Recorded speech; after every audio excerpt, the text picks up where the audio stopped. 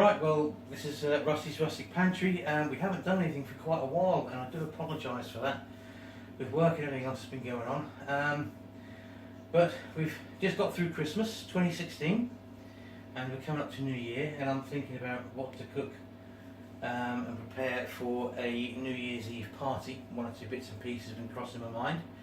We have quite a few people over for the celebrations, so I thought maybe one of the things I could do perhaps is a pate or parfait, whichever you want to call it. I'm not quite sure what the difference is, to be perfectly honest.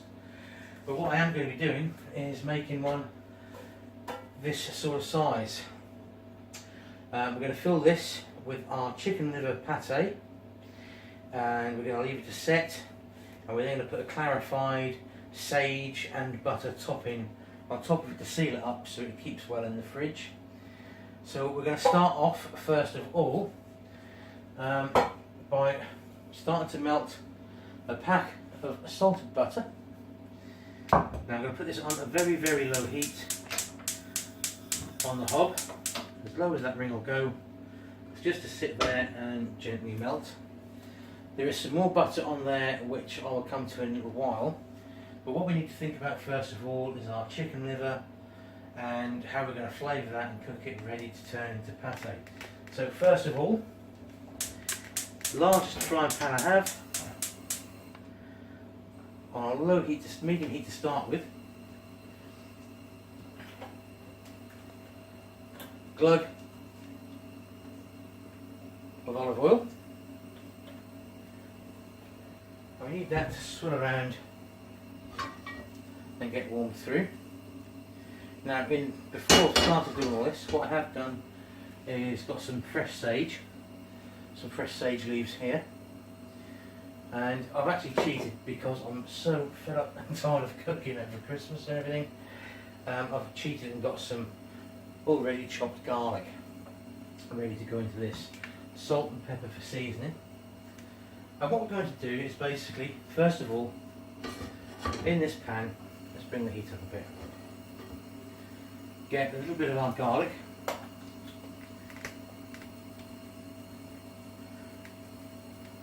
like so, into the pan, touch more. A few leaves of sage,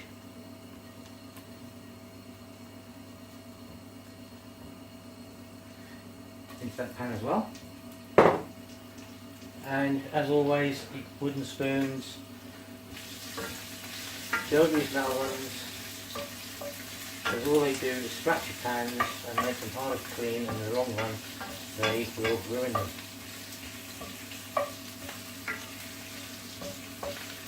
Fry them off.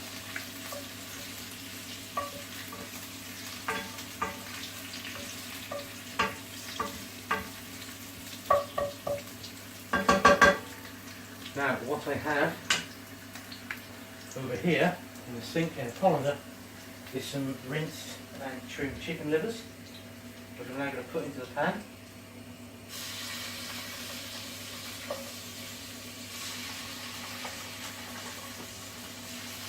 Now, I obviously have an awful lot here to do because I'm doing a very large tureen of pate for a party. So it's going to take a few times to fry these livers off. Turn that down, touch back on the heat. Now, this is the contentious part, and it's also the critical part of the recipe, because these livers, a lot of people say you must cook through thoroughly. Now, if you do that and overcook them, you will end up with a very grainy pate. The idea is you cook these a few minutes each side, but you still want them pink in the middle. If you've got them pink in the middle, when you put them into the food processor later, they will still keep that nice and creamy texture. So let them cook through for a bit. You can really, really smell the garlic and the sage now. They do stick a little, because obviously an awful lot of the content in chicken liver is water, And when that meets with the hot oil, obviously that causes a little bit of spitting. You can see these starting to cook through now. Underneath they go white around the edges. We'll get a fork ready to turn it over. They really only want a couple of minutes each side. Maybe a bit longer.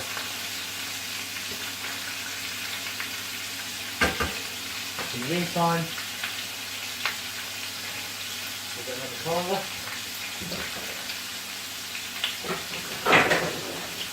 I've got a large saucer because I want the chicken liver to drain nicely of all the oil. We don't want all that oil going in to our pate. We start turning it over.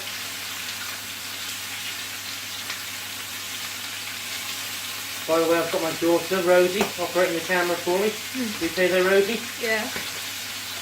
We've had a bit of a technical issue to overcome because my other camera sort of, for some reason, started playing up. So we've actually got my mobile phone jury-rigged onto a tripod with gas tape and a cardboard box to try and get this filmed. So I don't know what the results are going to be like after all this, I really don't.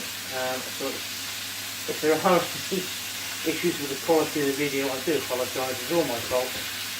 I really should have thought this all through way before planning this video. Just getting a little while. You see now some of the juices are coming out of the liver between. They're starting to get to the internal temperature we need. Looking there. I'm giving you a few minutes.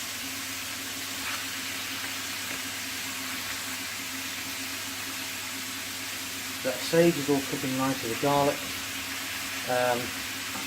In all honesty, the next batch I do, I'll probably add the garlic after it does tend to catch a little. We don't want the taste of burnt garlic into the pate.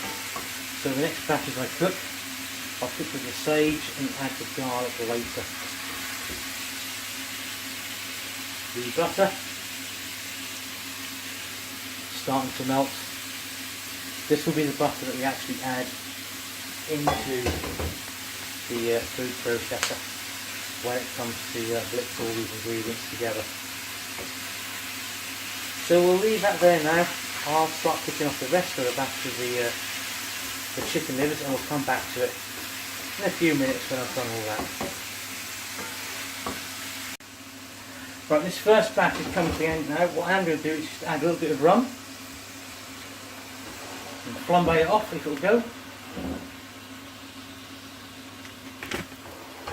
There we go.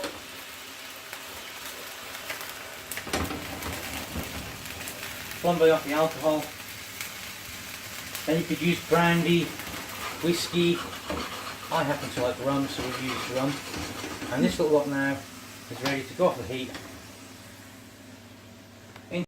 Right, this has now been blitzed for a good 3 or 4 minutes. You've added some more cream, and the consistency you're looking for, if I can just get a spoon, it's like a bit of a mousse. That is absolutely perfect. You don't want it too runny, you don't want it too thick. But that is now going to go into our tureen, which we'll sort out in a moment. I'll tell you what, I'll get a cloth there to put that on, rather than mess up the surface. Now this is what we're going to be pouring the mixture into. Now I actually used 4 packs of chicken liver, and I think they were probably about 300 gram packs. So there's an awful lot going in here. Ideally I want to fill this to within at least ½ an inch of the top. Now, this is the messy bit. This is where my wife Janie ends up going absolutely mental at me because I make a complete and utter show of our kitchen when I'm finished. Even though we've been cleaning down bit by bit as we go. Let me just see if I can find a spatula or another wooden spoon. There we go. Okay. Now, as always with food processors, please be careful. These blades in these machines are razor sharp. We've used the blade as a tool to process this down, and all I'm going to do to stop things sliding around is use this damp cloth underneath the tray to stop it slipping about, because I want to try and get this as level as I can. Now, we've not done any preparation to this tin. I'm simply scooping everything out into it, and we'll tidy it up. You can see there's still a bit of heat there as well. We'll tidy it up and get it all level once we've got everything in there. And it's still got a slight pinky tinge to it. It's nice and smooth.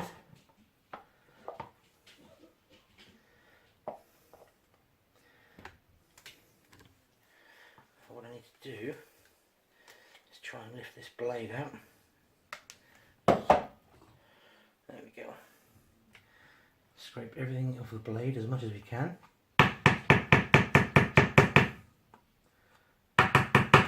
See, this is the messy bit.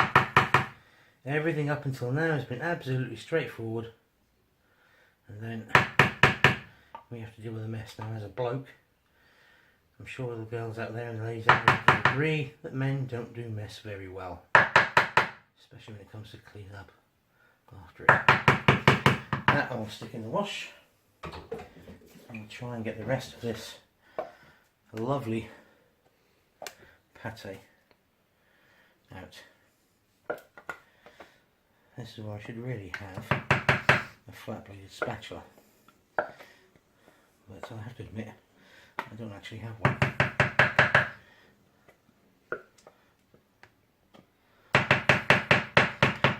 That will do for now. What I'm going to do is just pat this down, trying to get it as even and flat as possible, and pushing it down into the corners along the sides, because the last thing we want at this point in time is air along the edges, because we're going to seal this up eventually with a clarified butter and sage crust.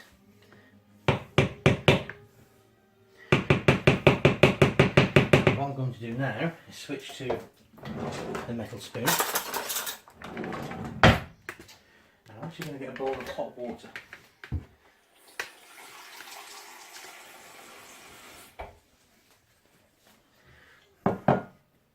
Because a warm spoon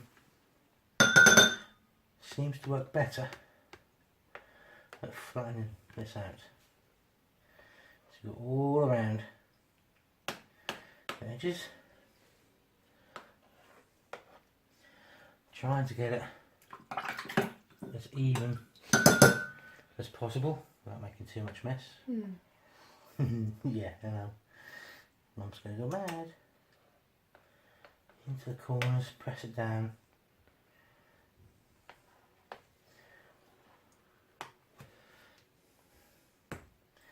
Just try and get it as smooth as you can, bearing in mind that this is probably going to be your presentation surface when it comes to actually serving this, and you don't want any of the pate sticking through the clarified butter crust on top. What do you reckon so far, Rosie? It's looking good, yeah. It's getting there. And of course what we are going to have to do is have a little bit of a wipe around the rim and the edge of the tin. This is actually incidentally a loaf tin that I'm using. Nothing special, it's not a tureen tin or anything like that. We're not all the dishes cooking this in the oven, eh? All the dishes. All the dishes, yeah, I'll have to do them in a bit as well. So we just take this along the edge, smooth it off. Even as a little bit of an indentation, it doesn't really matter, because that will soon be filled in an hour or so by the topping. The last little bit in the corner. So there we go. Right, that is it at this stage. We're going to leave it like that. It's now going to go into the fridge for at least an hour to solidify, because when it comes to pouring the clarified butter, remember we set off this butter here separately, okay? In about an hour, when it's cooled down, when the pate's cooled down, we're going to put this into the oven on the lower setting. We're talking gas mark half here, to melt, and what we'll end up with is clarified butter. You will see that there'll be butter on top of what looks like a milky substance at the bottom of the pan, and that is what we're after. We're after that clarified stuff to go on the top, and we'll show you the decoration, the final sealing of this in an hour to an hour and a half's time. The colander over the pan to drain off, and then again we repeat the process. Bring the pan back up to heat, a little bit more olive oil, and I'll carry on cooking the other batches until I've cooked all the livers off. Okay, so we've basically finished all the cooking that needs to be done for this. We're going to clean down, wipe all the surface down, because bear in mind we've been using raw chicken liver, we've been cooking. In between the stages, clean everything down, all your work surfaces, get rid of anything that's stuck to anything, antibacterial cleaner, the lot, and gone through, because now we're dealing solely with a cooked product. So you need to keep your cooked products and your raw products completely separate and clean down between each use. Now, as you can see here, I've got a food processor with all the cooked chicken livers in it, the sage, the garlic, all the rum essence. The last lot of chicken liver that I cooked off, I deglazed the pan with a little bit of rum and tipped that in there as well. Now, as you can see, this is a very, very full processor, so I don't know how easily this is going to blitz down. So we're going to start off first of all with your processor. Make sure all your safety devices are in, and just give it a few pulses to start with to get warm. Just really moving around. As you can see, as it's still full, it's starting off gently, then leave the pulse for a little bit longer, and starts moving around.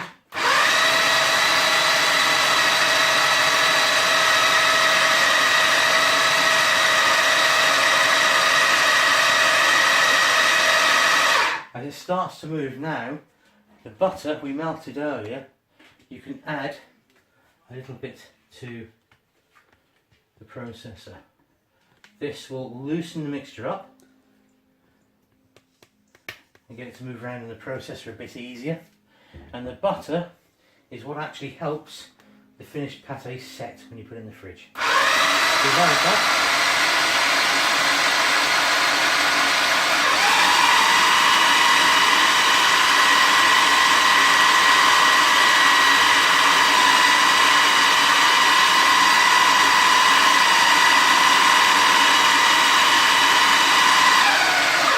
See now it's starting to liquidise a bit more.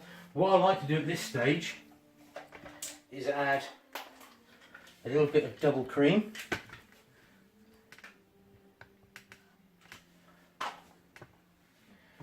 and a little shot of rum,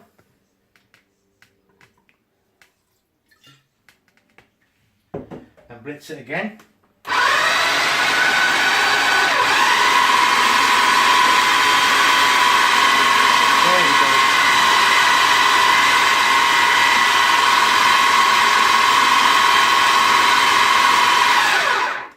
Add a little bit more of the butter. Again, the butter is very, very important, because this is what helps the pate set.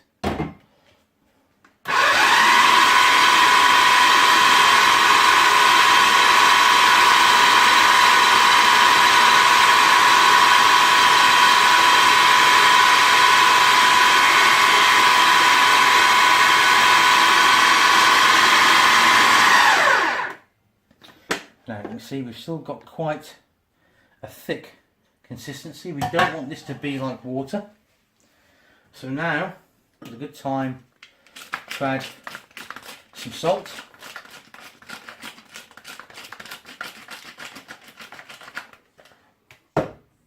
Fresh cracked and ground pepper.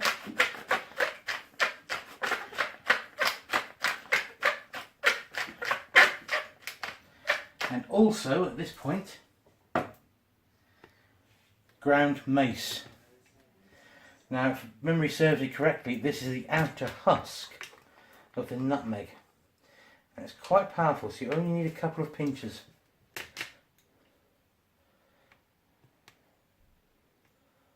Maybe another tiny bit, because we are mixing quite a lot there. There we go. Smells of cinnamon, but an awful lot stronger. And instantly this mace goes very well with pork.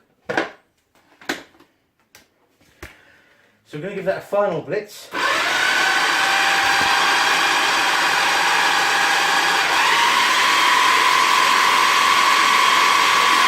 the last bit of butter.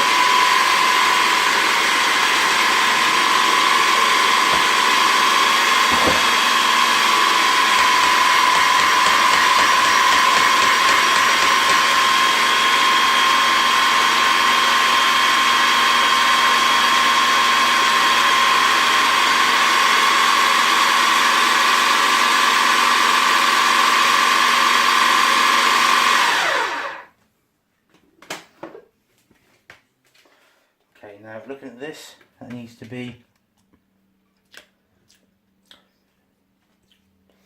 a little bit more blitzed. It's a little bit coarse. Tiny bit more cream perhaps, just to make it a little bit more luxurious.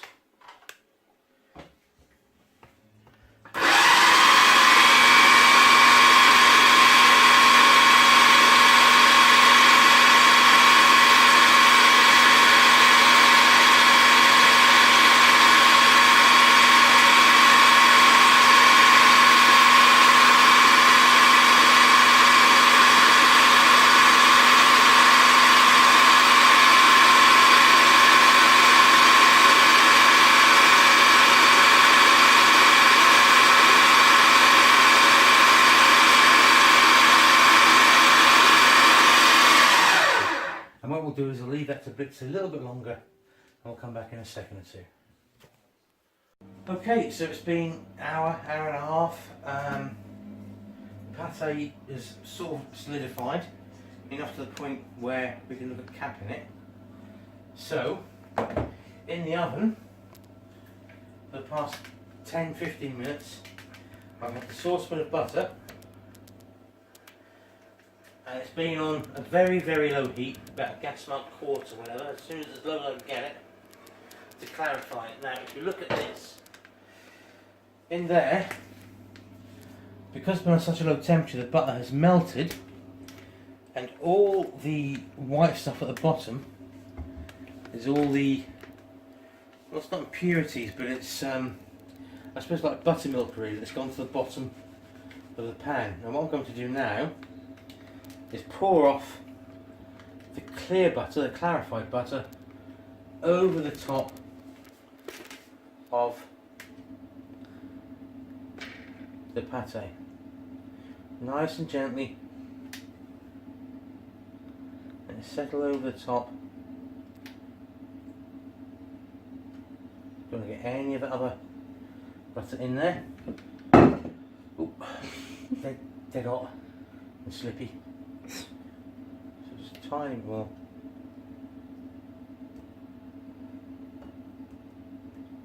And that'll do. Okay, onto that, we've got some sage leaves that we've left extra to our mix. Just lay these in here. Just basically it's decoration really.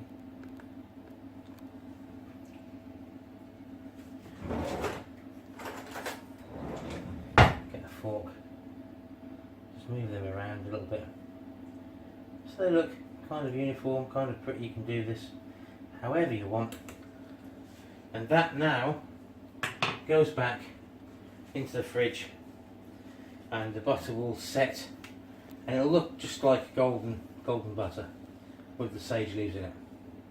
And that's it. Thanks for watching this rustic pantry. We've got a few more things to do over the course of the next few days, to do with bits and pieces for New Year's, a couple of party ideas, some pork pies, some salamis, that sort of thing. So watch out for those videos coming your way. Once again, thanks for watching, and we'll see you all again in the new year. Thank you very much.